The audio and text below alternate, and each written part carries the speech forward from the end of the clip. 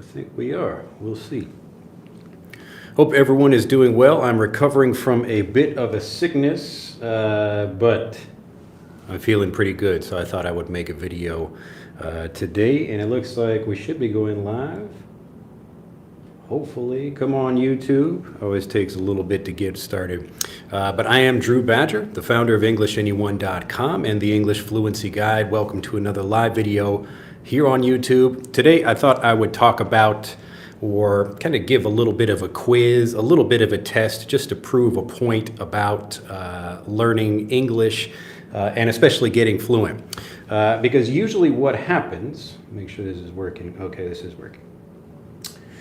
So usually what happens is people know the language well enough to understand things and recognize things, but they often still have trouble communicating fluently. So nice to see everybody there. Do click the like button. I know the video just started, but it's going to be good. It will be worth it.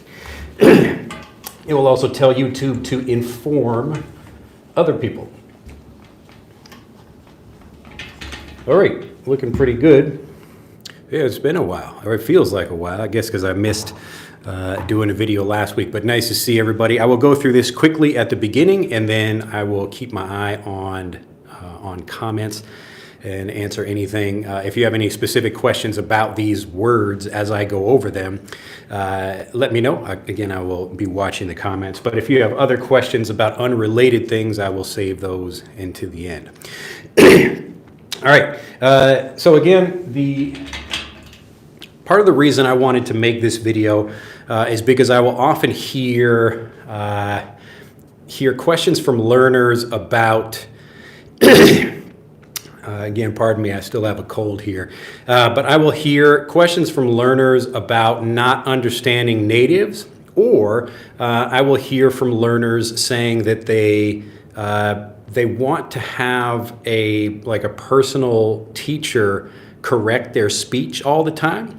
And part of the reason this is helpful, obviously, is you get feedback, but a drawback or a difficulty of it is that you're only getting exposure to one teacher. So rather than having one person that can teach you the language, you really need exposure to lots of different examples of different speakers. So you need to hear fast speakers and slow speakers and difficult to understand accents, all of that, if you want to really understand natives and express yourself more naturally. So it's really all of those examples that work together to make you a more fluent speaker. And the same thing works for vocabulary. So what I wanted to talk about today, this idea came to me when my younger daughter Noelle was watching some TV show, and they use the word, well, black doesn't work well, they use the word behind. And you probably know what this means. It's a pretty simple, basic word, to be behind something. I'll just put this marker from your perspective. I put the marker behind my hand. So I have the marker in front of my hand, and the marker is behind my hand as well. So this is just one use or one context where you might hear the word. And so often when learners hear a word and they get a definition or a translation, they think they know the word. But then they are surprised when they hear the word used in different ways in real communication, which happens quite a lot. So today I wanted to give kind of a quiz about this, but it's really more just showing you how words can have multiple meanings, and instead of trying to stop learning when you think you know a word because you know one definition or one usage of it, you should really go deeper to eliminate any doubt you have about the word. That way you won't be surprised in conversations. You should really be knowing words so you can understand them like natives. You don't need to know every single definition or every usage, but when you really understand a word well, you can recognize what it means even if you hear it in new ways, if that makes sense.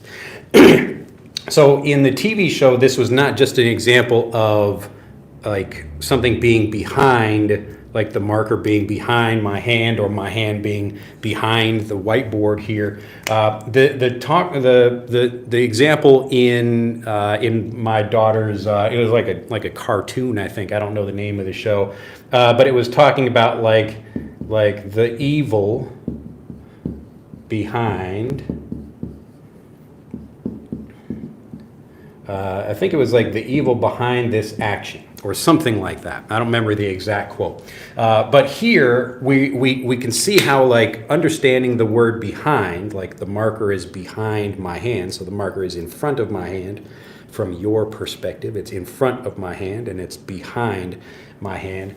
We can also talk about it in a more figurative way, like someone is behind something else. So I can be like there could be like a figurative way of understanding this, where like there's like some evil plot or evil thing or evil action happening. So who is behind this? Who is like the person who is creating this thing? In the same way that you have like a person behind a curtain. So this is a very common usage of the word behind. And again, the point is not to just memorize all of these, it's to get a bunch of different examples, just like you should hear a bunch of different natives saying the same thing, or hearing a bunch of different ways of expressing the same idea. So all of these things work together to create a web or a network in your mind that really helps you use things fluently. So Mukesh has another excellent example. Who's behind the conspiracy? That same thing. So behind, it doesn't also doesn't only need to mean like something negative like that. I could also be behind something else. Like I'm doing some good things in the community, but people don't know it. Like I'm just giving free money to people and they don't know where the money is coming from. Like I'm behind that. Like it's my idea. I can also be behind someone, like I'm supporting that person. So you might hear like a group of troops or a group of soldiers in an army, and they all say like, General, we're behind you. Like we will support you.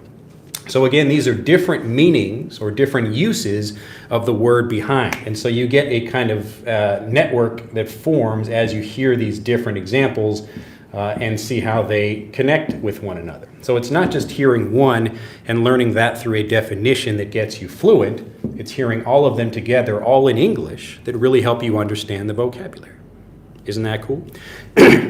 So as you get more examples, you spend a little bit more time. When you hear new examples of behind, you won't be surprised about those, because you don't just know one definition. You have a pretty good idea of what I might call the core meaning of the word. So to support something or to be behind it in some way, physically or figuratively. Okay, so that's the word behind.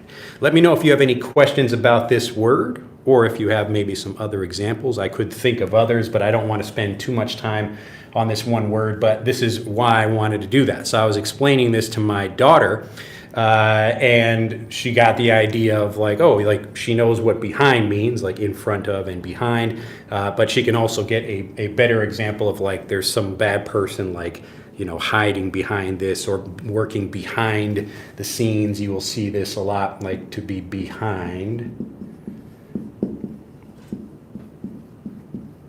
To be behind the scenes. So the scenes, like this can be a physical thing, like you're at a theater or a play and you have like people in back of the stage where they're working on things, or before they come out onto the stage.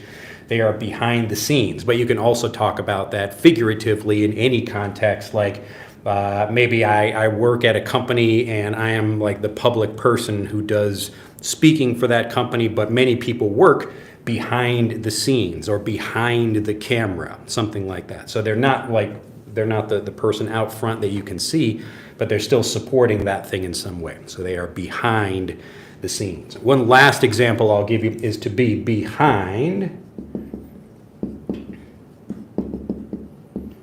the times. To be behind the times. Yes, to be behind the victory. So who is responsible for something? Who is behind this? So what does it mean to be behind the times? Does anybody know what that means? Have you heard this before? Would you know what that means if a native used that in a conversation? Oh, that person is a little bit behind the times. Behind the times. As you get a bunch of different examples of behind, what do you think it might mean? Behind the times.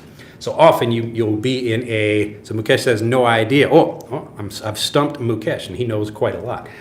To be behind the times, I try to think about it like this. Like here's, we'll just draw a little timeline up here. So here's now. like today, the future. So 2025. So the current times, we can talk about when it is. Like now is like the times in general. It's kind of referring to now what's happening. So to be behind the times, like it means maybe you're wearing fashion that's out of date. So maybe you like to dress in clothes from, I don't know, 1980 or something like that.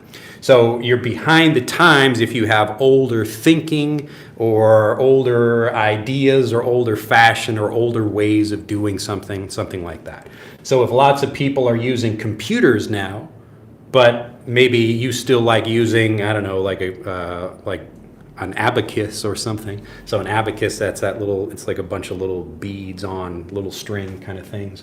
So if you're using old equipment or something, it could be outdated. So you could describe a person as being behind the times, or you could talk about an institution, like the government is behind the times. It's not really late, it's more like outdated. So you are doing something kind of from an earlier time in this time. So you are behind the current time. That's what it means. So you're behind the times. So someone who wears older fashion or does things that are out of date, or maybe they don't work so well anymore, but people are comfortable doing them, they are behind the times. So there are actually quite a few expressions about this. But hopefully as you see all of these different examples, the point is not to even memorize one example or even memorize all of these examples. It's as you hear these different examples, it's the examples together that really helps you understand the word. So that if you hear new things, like you learn some new thing in a conversation, it's much easier to integrate that and understand that and feel confident about using it. Does that make sense? All right. So again, this is the reason I thought I would do this video. I wanted to cover a few more words, but let me know if you have any questions about this. It's not like a difficult idea. Someone is asking about have had. I've already made videos about this. You can just search my channel for that. But I have, look for the video about have, I think, that talks about that. We also go into these things in much more detail in Fluent for Life. All right, so let's erase the board. If you have any questions about this word or this idea of trying to understand different meanings, and this is one way of clearing doubt that stops you from speaking. So you can have lots of doubts about pronunciation or grammar or vocabulary, anything, but this is one way to prepare yourself for conversations even before you speak. All right, so let's erase this. Let's see, what do we want to cover next? All right, we'll do a couple more. Make sure YouTube is still working. All right, the opposite of behind. So the opposite of behind could be in front of, but it depends on the situation. So I could be in front of someone else, but I could also be like forward rather than behind or in back of. So often it's not just when you're trying to learn opposite words, sometimes you might have an opposite word in the same context, like in front of and behind, but maybe if you use behind the times, like an opposite of that would be like forward thinking. So you're thinking about the future and you're maybe doing things that other people are not doing yet. So you're more of a forward thinking kind of person. So again, the point is not to just memorize definitions, but get lots of examples. All right. Moy said below the belt. Yes, below the belt, that's a term from boxing. That's interesting you're bringing that up, but that's another example of, like, you hear a word like below. You can have above something and below something as well, and you can have a belt like a boxing belt. You don't want to hit people below the belt. That's kind of a bad thing for people to do. See if I missed anything. The opposite of behind is in front of. Yeah, so it depends on the situation. All right, let's look at another word, like crash. And so when you have something like crash, this could mean a couple of different things, but again, thinking about our little network, building a deeper understanding of a word by getting more examples, this naturally varied review of the vocabulary will help you understand it better and help you be prepared for new examples when you're here. So crash and clash are two different things. Crash is usually like, you can think about two cars coming together, something breaking, or two like cymbals crashing together like that. So it's typically a faster movement. It could cause some energy or sound or something. Maybe it makes a lot of noise, or there's an explosion. So you could have a crash, or it's just a sudden movement of some kind. So we have the physical, like a car crash example. But we can also have something like a stock market crash, or a crash like a market crash. So a market crash, the same kind of idea where maybe the price of something is going up and down, and then boom, it just drops completely like that. This is a crash right here. So on this day, there was a big crash in the market, or a crash for a particular thing. All right. So again, we've got a car crash, a market crash. You can see how something happens. There's like a dramatic event that happens as a result of something. Like maybe there's some news about a company. A crash course on phrasal verbs. Very good. So another thing, a crash course. So let's say my town is being invaded by aliens, and the government is giving all the people in the area guns, and I don't know how to use a gun, so I need a quick crash course in something to like learn how to fire guns very quickly. So I get like a 5-minute lesson in how to fire guns. I don't take a whole month of training and get proper safety lessons and lots of examples and trials and practice, that kind of thing. It's just a crash course. So I need to get some very quick examples of something so I can learn it very quickly. So I might have a crash course in a language if I'm going on a business trip and need to know a few phrases for communication, something like that. A crash course. All right, pretty interesting though, right? So as you see these different examples, there's some overlap there. Yes, you could crash out on the sofa. Like I could maybe be eating a lot of sugar or having a lot of energy. Kind of the same idea as like a stock market right now. So you have some stability, and then you have something happens where everything is just, oh no, we have a huge problem now, something like that. Or in a similar way, I could crash, like to crash, just like physically crash because I'm so tired. So I've been working hard all day, just like the stock market here, and then I get home and I just crash on the couch. All right, so you could say crash or crash out as a phrasal verb. Both of those are fine, but it's the same idea. So you have a stock market crash, or I crash because I'm so exhausted. My body is just crashing. All right, so a computer could crash in the same way. The computer is working just fine, and then, oh no, something happened with it. My computer crashed. All right. Moy said, I've taken a course called Visual Guide to Phrasal Verbs by you, and that really helped me become better at speaking. Glad to hear it. That's great. Yeah, the idea, hopefully, is that you now understand those phrasal verbs more like a native. So you, just the same way that we're looking at vocabulary here, you erase any doubts you have about using them so you feel more confident. It's really either you have doubt about something or you are feeling confident about it. And so if we can erase the doubts that stop you from speaking, you naturally become a better speaker. So I'm glad to hear. That's fantastic. This is a program for anybody who doesn't know. This is included in Fluent for Life. You can learn more about that by clicking on the link in the description below this video. All right, Mukesh says, yes, a data crash, computer crash, the same thing. Now you should install Frederick to practice your pronunciation. Yes, Tom is the Frederick manager. This is our pronunciation app, which will also teach you lots of vocabulary, but it works in the same way. You get many different examples of vocabulary meanings by using images rather than just getting one translation or a definition. All right?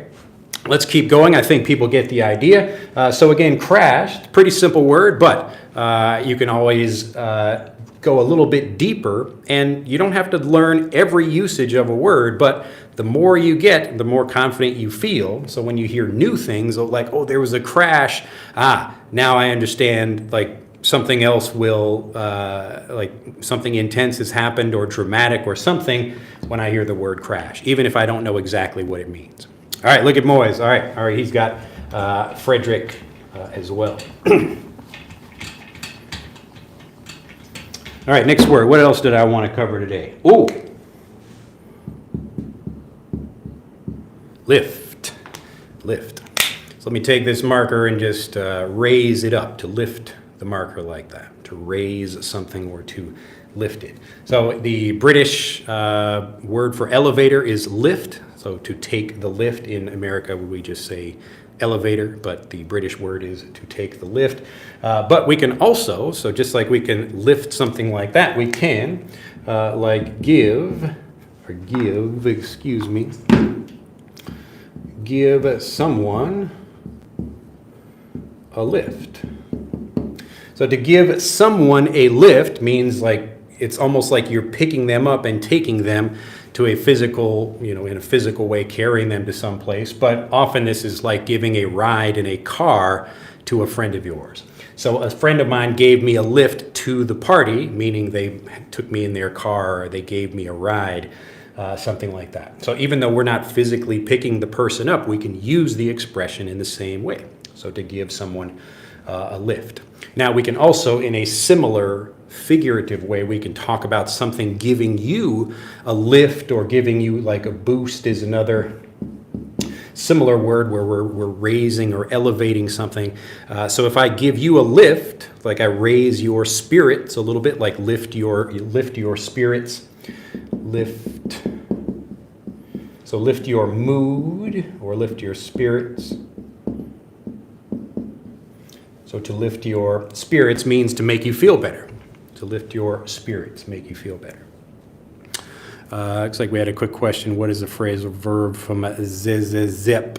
A phrasal verb is a more conversational way of expressing a more advanced verb or idea in English. So example, maybe we can talk about like standing up or sitting down or balling up, something like that. Typically we take a verb and a preposition and combine them together, and this is why like typically native children are using these, because you can express a lot of different ideas with a few words combined in different ways.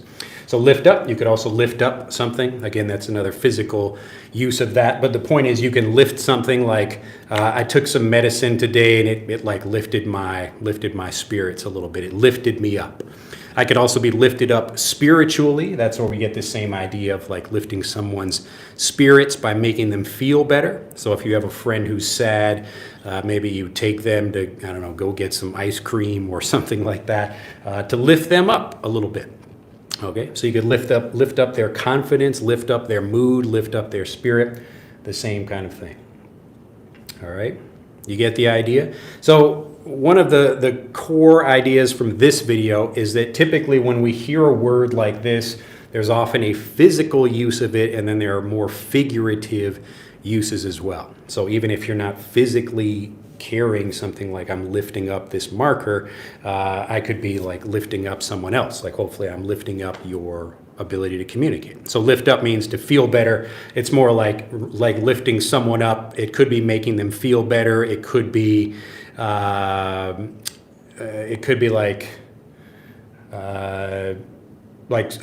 it could be like physically, if you have a medical problem, you could lift someone up, or you could lift up their confidence or lift up their spirits if they're feeling bad or whatever. There are lots of different ways you can do that. But the point is, it's a very useful word for talking about not just physically moving something, but anything where we're trying to raise it in some way, to lift that thing up.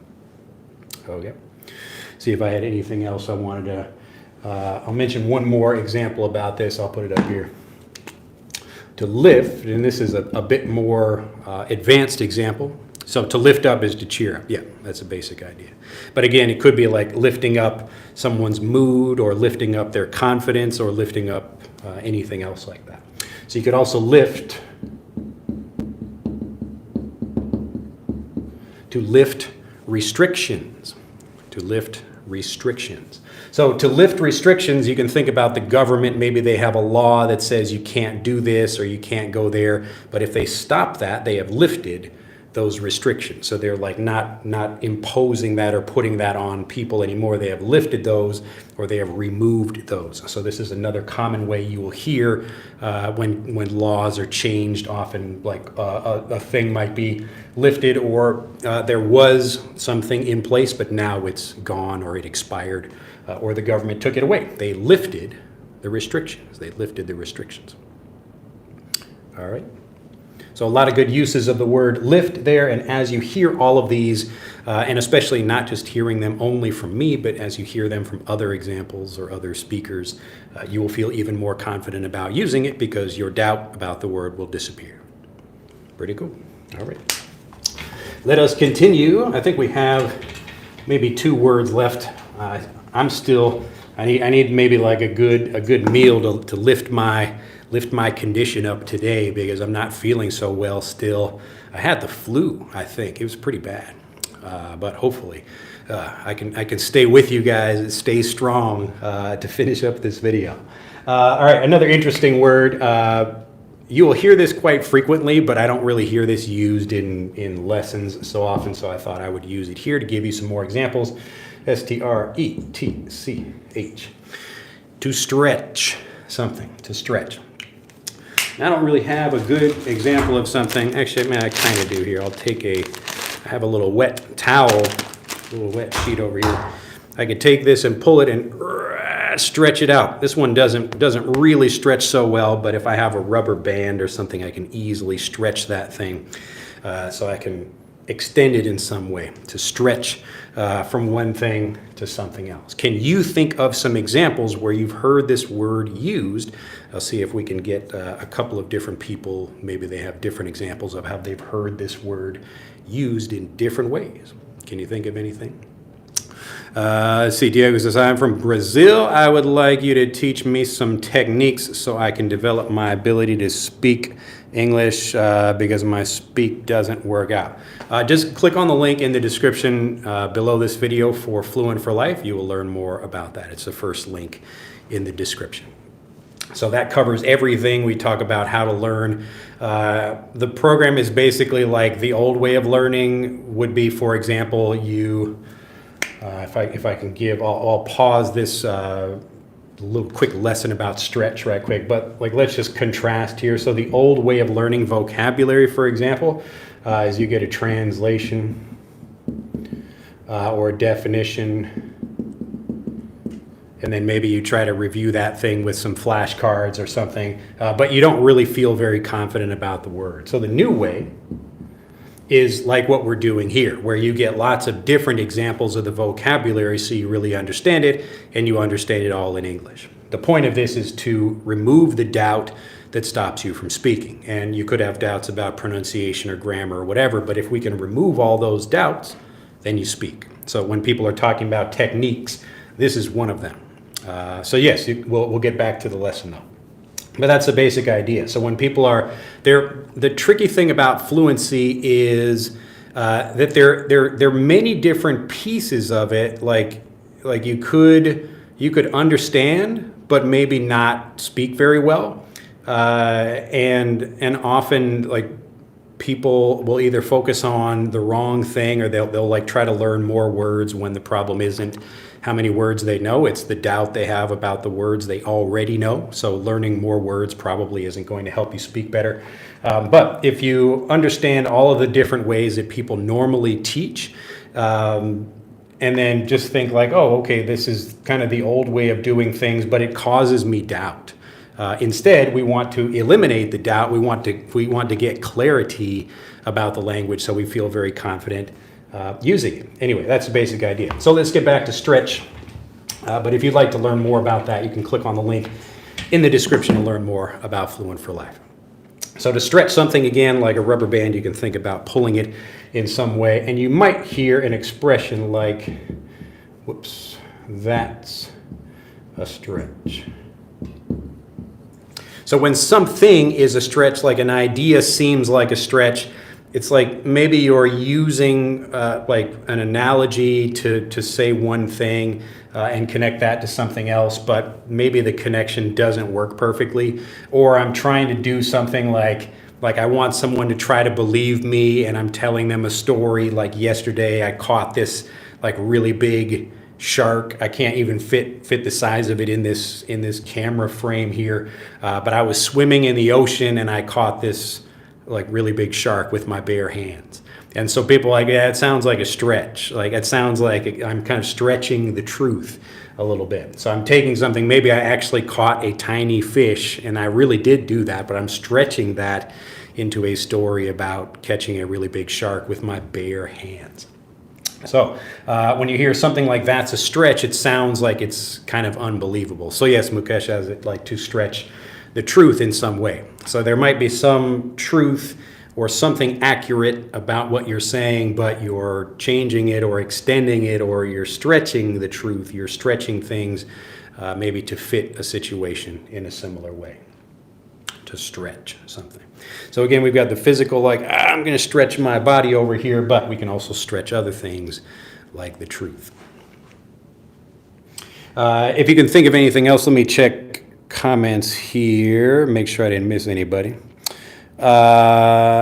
Let's see, you can stretch your body, right? Yes, that you certainly can.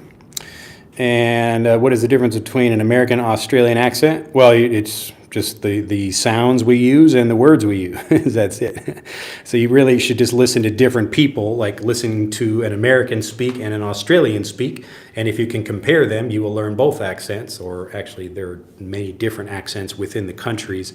But the more you listen to that, then the more you will understand those people and be able to learn a lot from all kinds of English speakers. This is exactly what we do in Fluent for Life, and that's why we have British speakers and American speakers, Australian speakers, New Zealand speakers as well. Wellington says, dude, you're an amazing teacher. Thanks from Brazil. It's my pleasure. Maria, nice to see you from Texas. Miriam, can we use the term stretch in your meaning to open your mind? Yes, that's another good example. To stretch your mind, to stretch your mind. So to stretch your mind, to open your mind to new ideas or to think about things in different ways.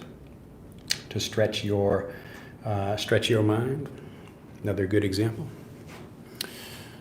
Let's see, stretch your mind after reading a book. Yep. So to stretch your mind, stretch your legs. So that's another example, like to go for a walk. I need to stretch my legs a little bit, just like after sitting in an airplane for a while. I need to stretch my legs. That's another common example, a physical example of stretch, but the same idea. Moise says, a dialogue from a web series called Better Call Saul that goes like this, don't you think that's a bit of a stretch or something? Yeah, so it would be, don't you think that is a bit of a stretch, referring to an exaggerated claim. Yeah, but that's basically what it would be. Very good.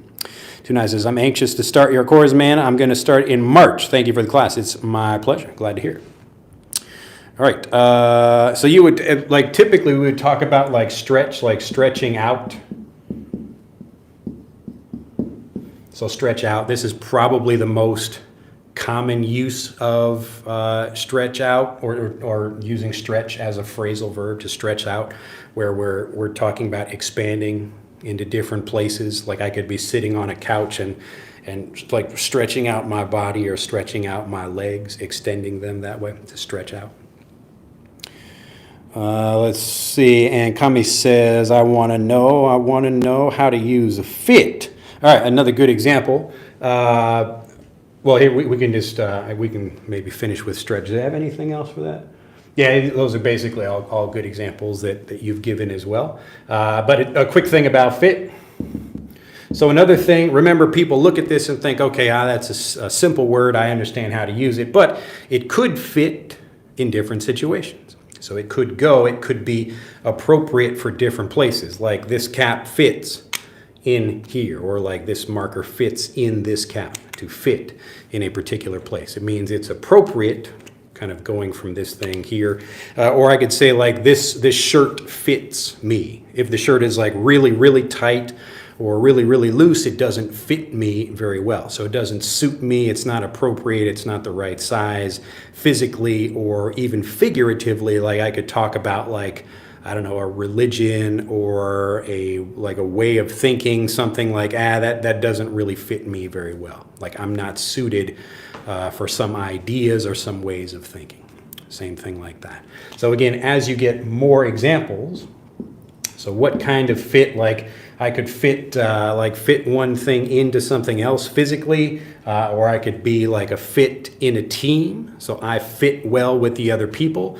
And then there's also the meaning of fit, where we're talking about like physical fitness, like I'm fit, I'm in good shape, so I'm, I don't know, physically strong or whatever. So that's a slightly different meaning of fit. But again, this is why when learners are trying to understand vocabulary, they often get a definition or a translation, but vocabulary really means something in a situation.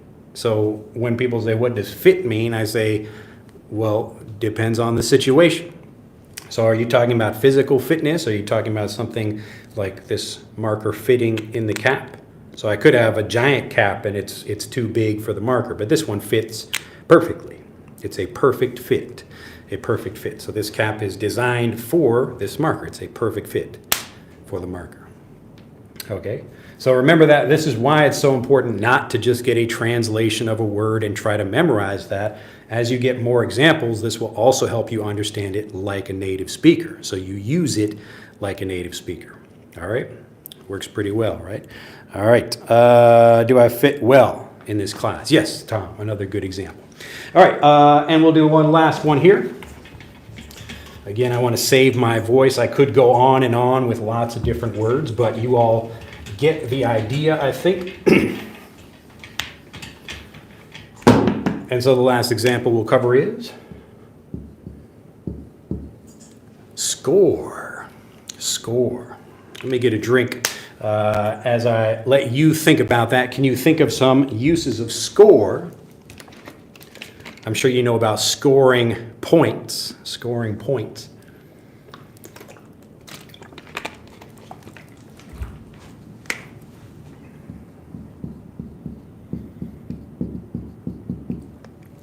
To score points. What else could you score? Score a goal. Another example. To score a goal. Anything else? You ever heard this used in a conversation or a movie? Talking about maybe the big score. Anytime you're scoring anything, like it just means you're like obtaining that somehow. Often, like a big score, like I go out fishing, just using fishing as another example. I like win a lot, or I catch like a really big fish. It was like, like a really big score. So either I caught a really big fish or I caught many fish, something like that, but it was a big thing. Or if I'm a criminal, like a bank robber, and I'm going out and I had like a really big score today where I stole a lot of cars or jewelry or something like that, to score. All right. So this is the big score. You could also talk about like a big score in the same way. So you have like a big score, like I've done that thing. And this is again different. Maybe you probably know the like another meaning of score, like to take some paper and you kind of score a line through it and fold it in a different way. It's kind of putting that line in there, but that's a different usage of the word score. All right.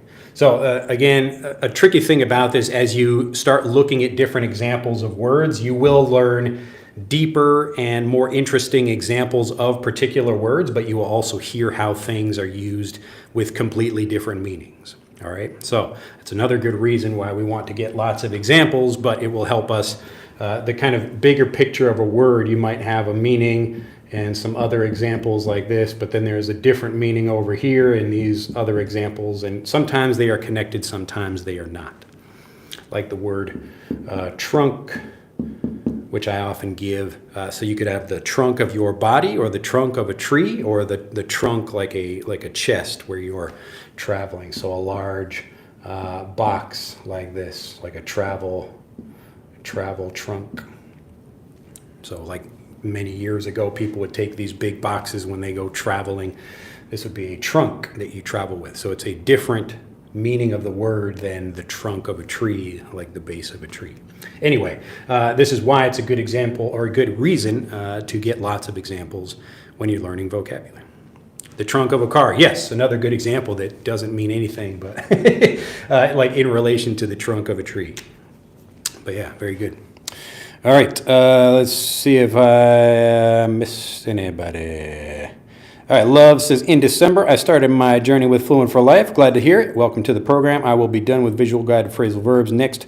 What should I choose, and how do I know if I've understood everything? Well, the way the program works is you can choose any lesson set you like because they're all at the same level. The point is not to like infinitely get more difficult with the language. It's just to keep getting deeper so you can talk about more things fluently and confidently. So you can pick whatever you're interested in. You could even pick a lesson set like maybe if you want to continue with more phrasal verbs and see how those are used in more conversational ways. What's a good set for that? There are like a few different ones where we talk a lot about phrasal verbs, but I think the manscaping lesson set is a really good one for phrasal verbs if you're interested in that specifically.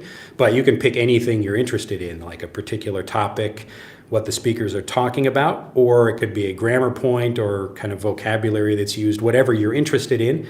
Just focus on that. And as you get more examples, you will know you're improving. But a thing I recommend people do when they start learning with the program is if you pick a lesson set, just to compare how much better you understand and how much more confident you feel as you go through it by erasing your doubt. You pick a lesson set and you watch the conversation lesson first, so that you shouldn't learn it in that way, but this is just a way to kind of prepare and see the difference in how much more you understand.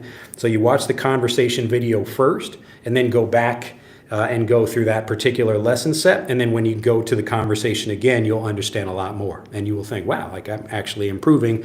I feel less doubt about this and more confidence. So you'll see how it's improving, and as you continue to go through more lesson sets, it will build and the whole thing becomes stronger over time. So it's basically like how natives learn the language, but it's just much more efficient because we can take the kind of moments, the aha moments you get when you understand things, and we can put a lot of them together in a small period of time.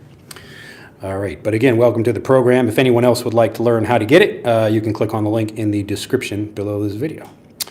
Let's score. I scored a dazzling success in that English course. Yeah, you can talk about scoring that well. Julian says a scorecard. What is the score? Yep, same thing. So you can talk about the score like the actual numbers in a sporting match, or you could talk about like what's happening in a like a business meeting as well. Like what's the score on this deal or something, like what's happening with it. So what we want to know what's going on or what's some kind of news about it. Let's see. Kurt says, how can I get better to improve my English level? I have to go abroad to study my bachelor degree in a foreign country, but I don't have enough confidence to communicate with other international students. That's what we do in Fluent for Life. So again, instead of the typical things people do where they try to work with a personal teacher, and again, it's a good idea if you can have a personal teacher, but often a personal teacher will give you kind of slower, clearer English, and they're not preparing you for all of the variety. Like even if you learned with me personally, when you travel to a different country and you meet lots of other international students, they're all going to speak differently. So it's a much better idea to learn that way with lots of different examples, and then you will be much more prepared when you meet those same speakers or like a different range of speakers in real life. So that's how you prepare for that and feel confident before you speak. Love says, suppose I get something in the street, I might say score. Yep, you could say that's right. Well, score, you could just use it like as an exclamation point like that. Score, like, yes, I did it. Very good. Yes, like I scored something. Yes, your academic transcript scores, that's another example of score. And there are even other uses of score, like I talked about scoring paper, or even like 4 and 20 years ago or whatever, like that's like a length of time. It's a different idea about it. Let's see, and then K3IKO says, Teacher Drew always gives us lessons for long hours at a stretch. That's right, another good example of that. Welcome, Keiko. Oh, is that? Yeah. Oh, I see. That's what that is. You changed your name, I guess. Look at that. But Tom's on the case. Tom knows what's going on. So he says, learn deeper. Yes. So it's knowing the language better, and that's how you feel more confident about speaking because your doubts about using the language disappear. All right. Hi. I'm so happy to be alive again. Look at that, Malagorzata. Nice to see you there. What is your level of Japanese? I'm conversationally fluent. There's lots of Japanese I don't know, but I can spend hours. I could go all day without speaking any English, and I could talk with people. And that's like often. I don't really spend much time talking during my day in English or Japanese, but I can go anywhere and talk with people, and I have no problem doing that.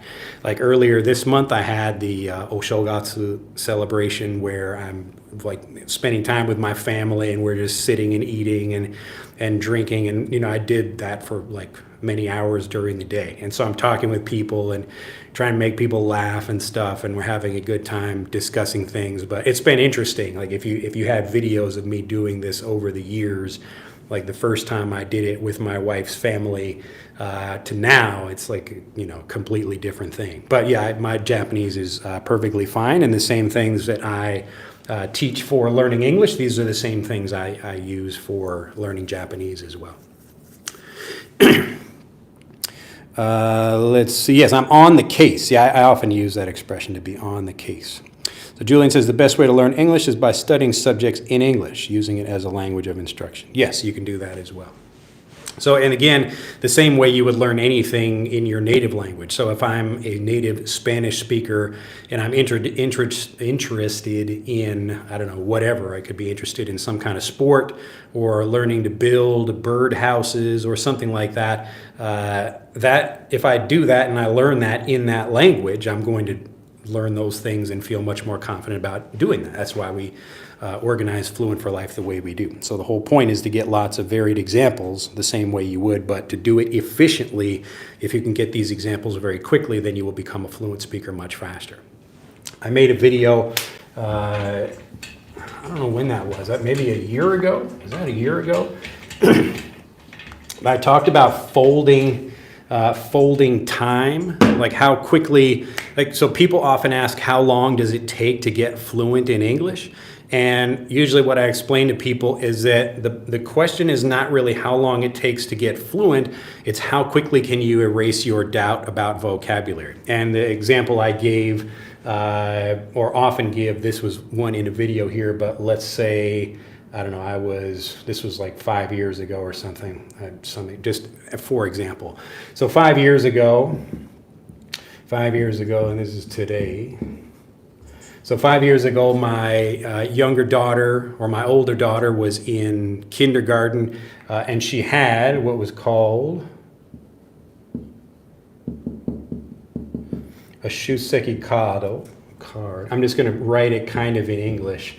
So shu, and again, this is not an English word. So this is a Japanese word. We are in Japan. She went to a Japanese kindergarten, and she showed me this card that had a bunch of stickers on it, and she said, "This is my shuseki kado." So that the pronunciation is a little bit different, kado, but card is what the word is. But I did not know what shuseki meant.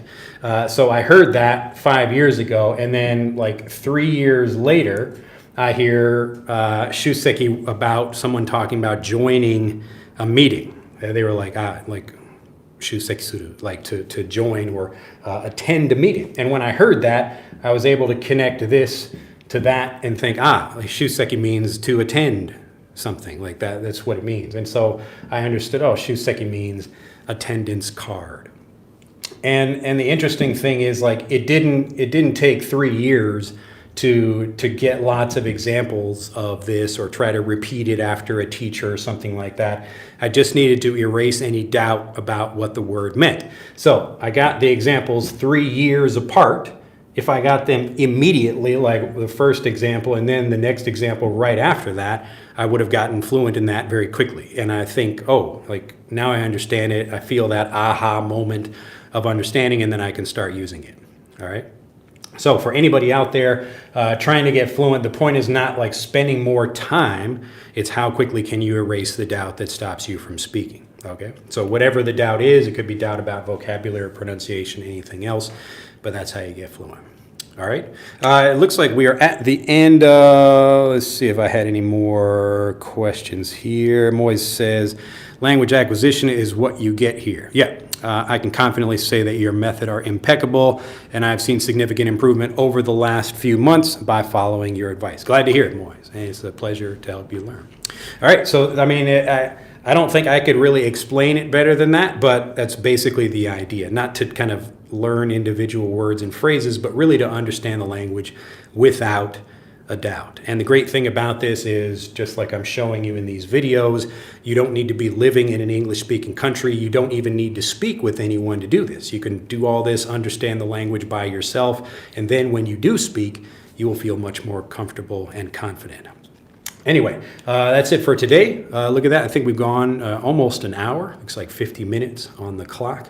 But hopefully you guys have enjoyed this lesson, this little quiz or test that I've had. Remember, I've made a video recently talking about the biggest mistake that I see learners make, and that is that they don't erase all of their doubt. So they think they know something, like they think they know a particular word, but when they're in a conversation and they hear an unfamiliar or unexpected use of that word, then they get stuck. And so I want to prepare you for that. This is just one example, like hearing an example, some vocabulary from a clear teacher, like I'm giving you here, is different than hearing it in the real world with blended speech or an unfamiliar accent or something like that. So I'm trying to be clear and intentionally easy to understand. And often teachers are like that because they're trying to help you learn something.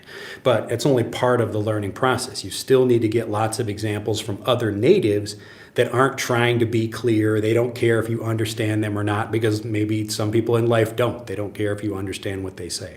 But just remember that the more examples you get, the faster you get fluent, the more aha moments you feel, the more confident you become, and you really can prove to yourself that this works. Just keep getting more examples, erase the doubt, and you will feel much more confident when you speak. All right, Mal Gozada says, you are an awesome guy. I wish I had met you before. Well, the best thing we can do is help you now. So it's a pleasure now that we can have you with us, and for everybody else who's joined us, thank you for learning with me. And if you have any questions, you can send us an email at info@englishanyone.com. Do click the like button for this video, and if you'd like to learn more, join our fine members in Fluent for Life who are seeing lots of great progress. Really, it is a simple idea about fluency. It's just eliminating the doubt, and we'll see you in the program. All right, Keiko says thank you, and we'll see you again. Bye, everybody. We'll see you next time. Bye-bye.